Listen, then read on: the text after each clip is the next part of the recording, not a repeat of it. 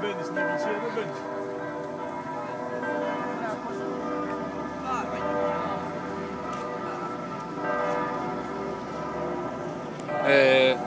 Πώς σας φάνηκε το Βερολίνο? Μάπα. Με τους βοστρίχους έχω αρέσει.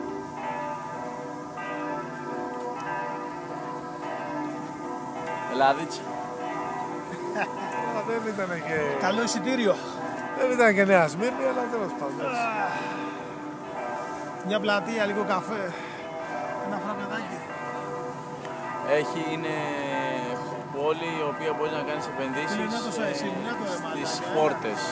Έλα παιδιά, το sightseeing, το sightseeing, το δείτε.